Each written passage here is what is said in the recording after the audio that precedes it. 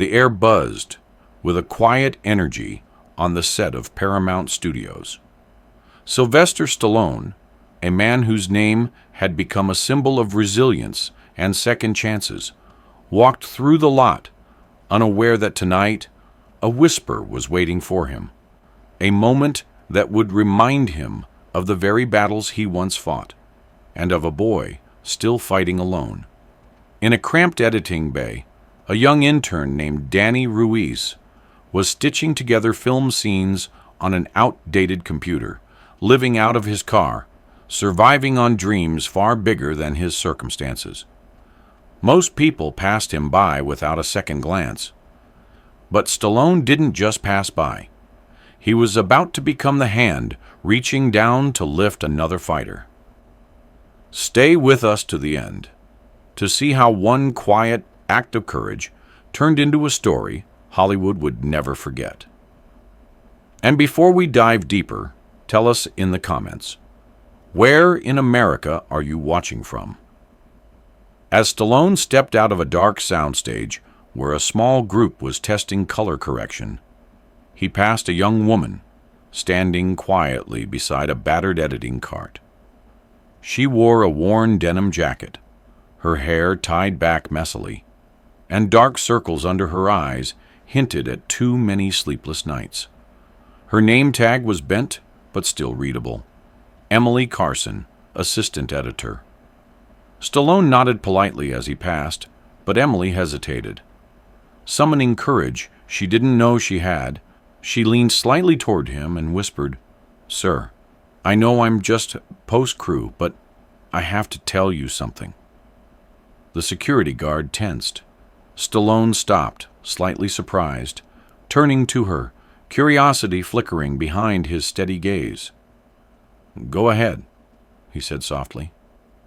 Emily's voice trembled. "There's a kid, Danny Ruiz. He's just an intern here. No one really knows him.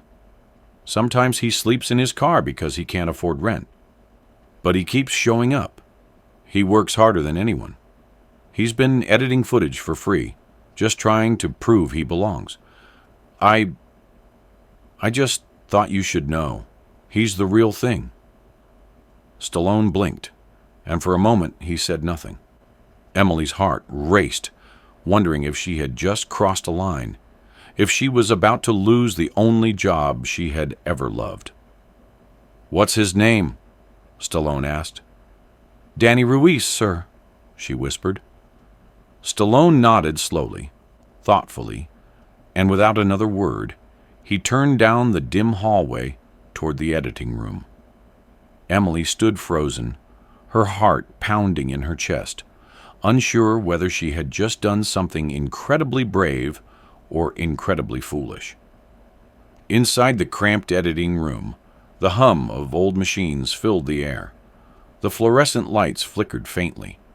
At the far end of the room, a young man hunched over an ancient Mac computer, his oversized hoodie hanging off his thin frame. Danny Ruiz, only 21 years old. He worked with intense focus, headphones clamped tight over his ears, completely unaware that someone was watching him. Stallone stepped closer, silently observing.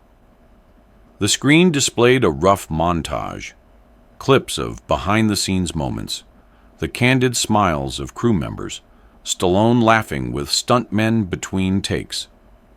It wasn't polished, but it had something far harder to define. Heart. Danny spotted Stallone and jumped up, nearly knocking over his chair. "Mr. Stallone, I'm sorry. I was just—" "Relax," Stallone said with a half-smile. "You made this?" Danny nodded, his cheeks reddening. "I didn't mean to overstep. I love film, sir. I wanted to show what it really feels like to work on something real." Stallone watched him for a long moment. He noticed how thin the boy was, how the seams of his sneakers were splitting apart, how the deep circles under his eyes told a story of exhaustion. This wasn't someone chasing fame. This was someone surviving. "Play it," Stallone said. Danny fumbled with the keyboard and queued up the short film. It played, raw, imperfect, but alive. It pulsed with the unvarnished energy Stallone had always believed was the soul of filmmaking. When the clip ended, Stallone didn't say anything at first. He simply stared at the screen, arms folded. Then he spoke quietly. "You're good, kid. Really good." Danny swallowed hard, unable to find words. "You sleeping in your car?" Stallone asked suddenly, voice low. Danny hesitated, embarrassed, then nodded. Stallone exhaled slowly. He remembered. He remembered sleeping in bus stations when he was starting out. Remembered selling his dog because he couldn't afford food. Remembered the looks people gave him, the looks that said he would never make it. He clapped a hand gently on Danny's shoulder. "That ends tonight." Danny looked up, confused. "You're working for me now," Stallone said. "Officially, full time. First thing tomorrow, we'll get you a place to stay. You earned it." Danny's mouth opened, but no words came out. His hands shook slightly, and Stallone wasn't done. "I want the studio to recognize what you built," he said. "We're putting your montage in the official press kit." Danny collapsed into his chair, overwhelmed. As Stallone turned to leave, he caught Emily peeking nervously through the door. "You too," he called out with a grin. "Don't think I forgot who spoke up." Emily's eyes widened. "You've got heart. We need more of that in this business." That night, Stallone couldn't sleep. He sat in his study, the old leather-bound Rocky script resting on his lap, flipping through its worn pages, thinking about all the people who once whispered belief into his life when he needed it most. Now, it was his turn. The next morning, before most of the studio staff arrived, Danny Ruiz signed an official contract, health insurance, a living stipend, and a guaranteed position on Stallone's upcoming documentary team. At the same time, Emily Carson was called to the main lot, blinking against the bright California sun, her heart pounding. She clutched a vending machine coffee, still wearing her faded jeans and scuffed sneakers as usual, unaware that everything had changed. As she crossed the lot, crew members she barely knew nodded and smiled. The guard at Stage 7's entrance tipped his cap. Inside Studio 7, under the iconic arches where legends once stood, Sylvester Stallone waited with a small podium and a microphone. As Emily entered, the entire crew turned and applauded. She froze. "Come on up here, Emily," Stallone said, waving her forward. Tears stung her eyes. She took one shaky step, then another. And in that moment, under the brilliant lights of Paramount, she realized she was no longer invisible. Emily reached the small podium, her legs trembling slightly under the weight of so many eyes. Stallone smiled warmly at her, resting one hand lightly on her shoulder. "This young woman," he said, voice steady but filled with quiet pride, "reminded me that sometimes the greatest strength isn't in speaking the loudest, but in having the heart to speak at all." The room, filled with seasoned professionals who had seen it all, grew still, listening. Stallone continued, "She spoke up for someone else when it would have been easier to say nothing. That's courage." He turned slightly, motioning for Danny, who was peeking nervously from behind a lighting rig, to join them. Danny hesitated, but, urged by the scattered applause that broke out, made his way forward. He still wore the same worn hoodie from the night before, and his sneakers squeaked slightly against the polished floor. Stallone handed each of them a simple blue envelope. Inside, Emily found an official letter of promotion. Assistant editor, full crew status, immediate effect. Danny's letter was even simpler but heavier with meaning. full hire, feature editing team, plus a note scribbled in Stallone's unmistakable handwriting. You belong here. The announcement sent a ripple of excitement through the studio. Within hours, Emily's phone buzzed with messages from people she barely knew.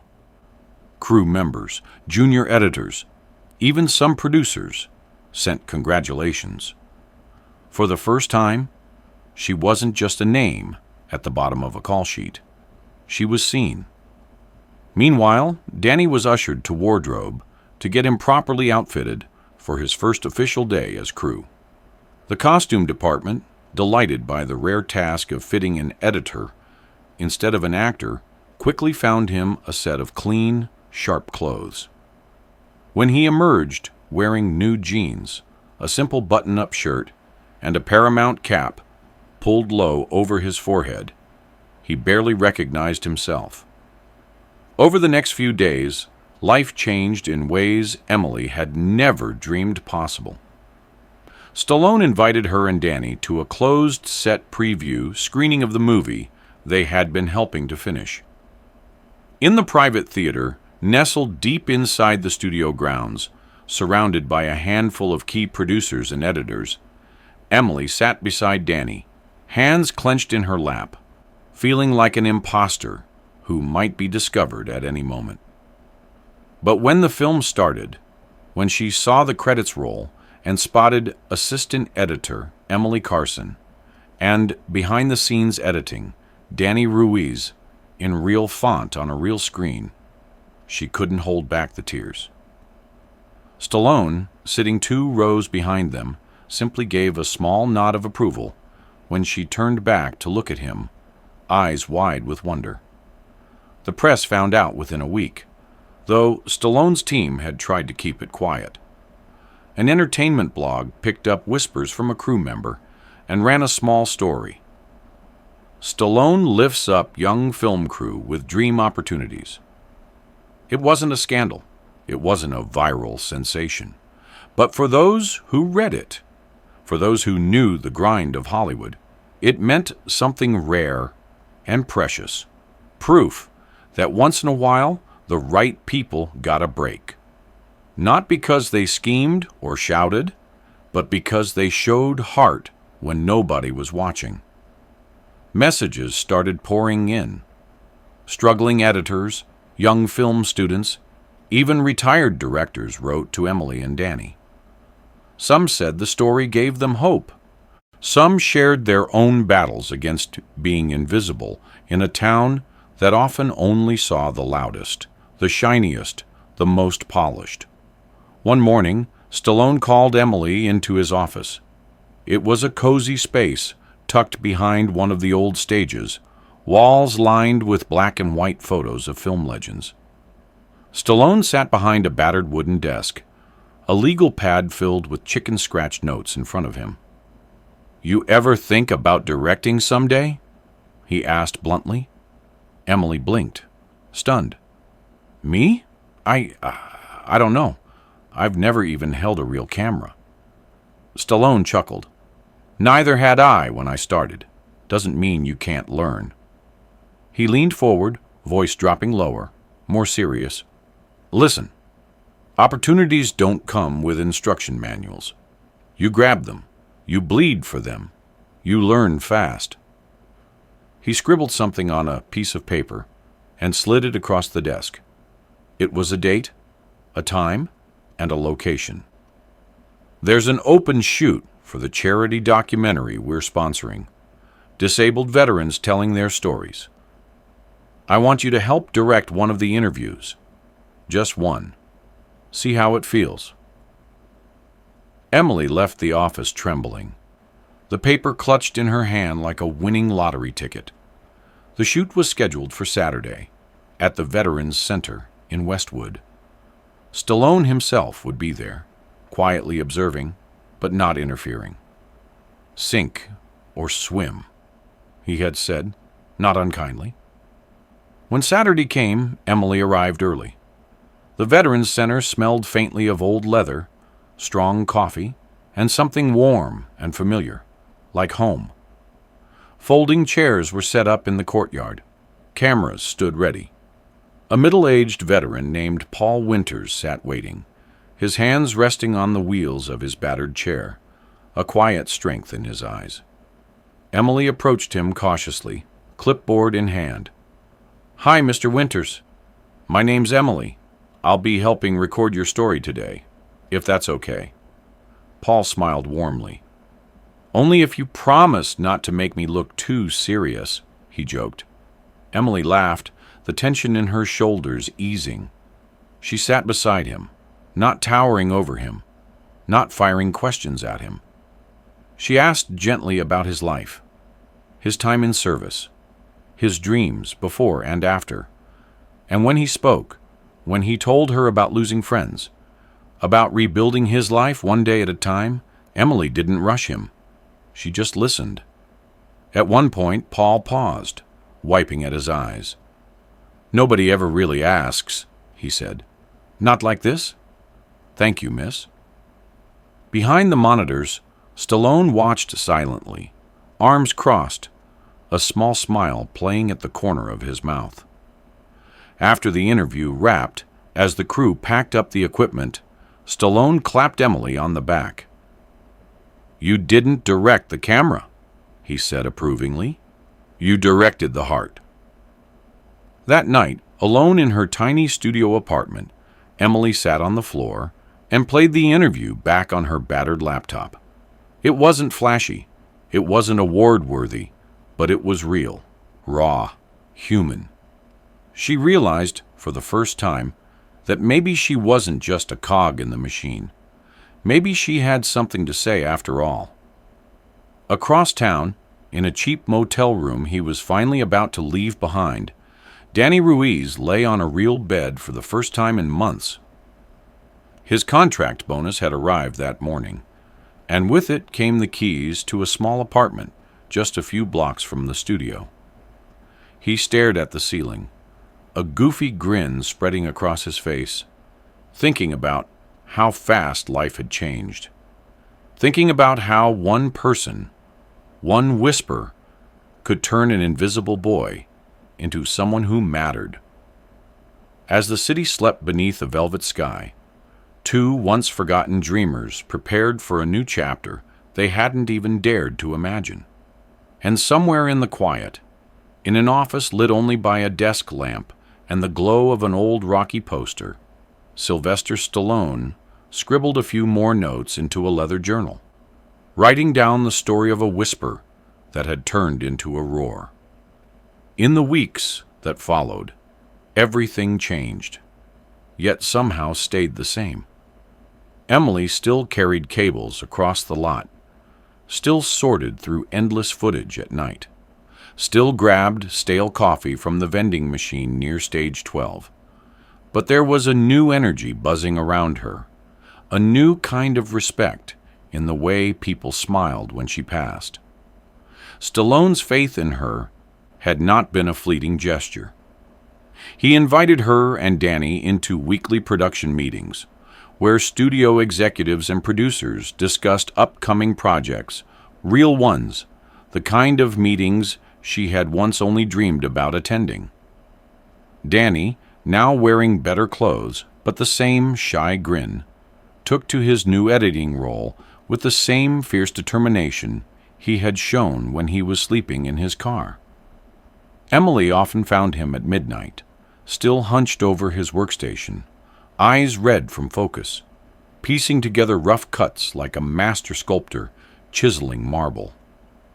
One afternoon, as they wrapped a new promotional video for the upcoming Stallone film, an executive from Paramount approached Emily quietly. He asked if she'd be interested in participating in an independent documentary series the studio was quietly funding, stories of ordinary Americans doing extraordinary things. Emily, still getting used to the idea that anyone would seek her opinion, said yes without hesitation. The first subject they filmed was a retired firefighter from Sacramento who had rescued over 40 people in his lifetime. Emily directed the interview with the same gentleness she had shown at the Veteran Center, letting the man speak at his own pace, never forcing drama, simply trusting the power of truth. The footage turned out so beautifully that Stallone personally requested it to be screened at a charity gala he was hosting in New York City. Emily and Danny, along with the rest of the tiny documentary team, were flown out, the first time either of them had ever been to the East Coast. As they stood in the grand ballroom of the Waldorf Astoria, surrounded by glittering chandeliers and titans of the film industry, they could hardly believe it. Danny, wide-eyed, leaned toward Emily and whispered, "We don't belong here." Emily smiled, squeezing his shoulder. "We belong anywhere we carry heart," she whispered back. Later that evening, as the video played for a room full of powerful strangers, Emily didn't watch the screen. She watched the faces, hardened studio executives, seasoned actors, wealthy donors, and saw them soften, eyes misting, some nodding silently. That, she realized, was the real power of storytelling. Not the red carpets, not the applause, but the moments when a guarded heart let something real inside. After the screening, Stallone stood at the podium, and before announcing the night's auction items, he paused. "There's a lot of talk about what makes a star," he said. "It's not about who yells the loudest or who shines the brightest. Sometimes it's about the people who stay late, who believe quietly, who whisper when the world shouts." He gestured to Emily and Danny, sitting near the back, almost hidden. "Tonight, we celebrate those voices too." The applause was warm, sincere, and for the first time, Emily didn't shrink away from it. She stood, blinking back tears, feeling the weight of everything she had fought through to stand in that room. Danny clapped so hard his hands turned red, grinning like a kid on Christmas morning. Afterward, several producers approached her, offering business cards, asking about future projects. She tucked the cards into her jacket, but her heart knew what mattered more wasn't the opportunities being dangled before her. It was the knowledge that she was finally living the life she had once only dared to dream about. Back in Los Angeles, things didn't slow down. Stallone, true to his word, kept pushing Emily and Danny further into the world they had always loved from afar. Emily started co-directing more interviews, working with cinematographers, learning shot composition, lighting tricks, editing nuance. Danny's editing reels became studio favorites. His name started appearing in credits, on press kits, even whispered at award circuit parties. One night, sitting outside the editing bay, on folding chairs and splitting a cheap pizza, Danny turned to her and asked, "Did you ever think one whisper would change everything?" Emily smiled, watching the stars flicker above the studio rooftops. "Maybe it wasn't just the whisper," she said. "Maybe it was all the moments before it, all the nights nobody saw, all the times we showed up anyway." Months later, during a studio luncheon celebrating the completion of Stallone's new feature, Emily was called to the stage unexpectedly. She tried to decline, but a stern look from Stallone made her think better of it. The studio president himself handed her a framed certificate, a full directorial mentorship under Paramount's New Voices Initiative, a prestigious program aimed at fostering the next generation of filmmakers. It came with a stipend, a guaranteed slot at next year's Sundance submissions, and a quiet nod of approval from the man who had once stood alone himself, pounding on doors nobody wanted to open. Emily accepted the frame with trembling hands, murmuring a soft thank you into the microphone. As she stepped down, she caught Stallone's eye. He nodded once, the kind of nod that said, "You're ready." The day after the luncheon, Emily returned to work like always. She still loaded gear, still reviewed shot lists, still stayed late to polish audio tracks, because success hadn't changed what she loved about the work. She wasn't chasing lights or fame. She was building something, brick by brick, story by story. One evening, as the sun dipped low over the Santa Monica Mountains, painting the sky in shades of gold and crimson, she walked past a familiar editing bay and heard the quiet whir of footage rolling. Peeking inside, she saw a new intern, a shy girl with a nervous frown, struggling with editing software. Emily smiled, remembering herself not so long ago. Without a word, she pulled up a chair beside the girl and said, "Show me where you're stuck." And just like that, the whisper that had changed her life began its next journey, passed quietly from one dreamer to another. Across town, in a modest apartment filled with second-hand furniture and walls plastered with movie posters, Danny Ruiz sat at his tiny desk, typing up ideas for a documentary he hoped would one day make it to theaters.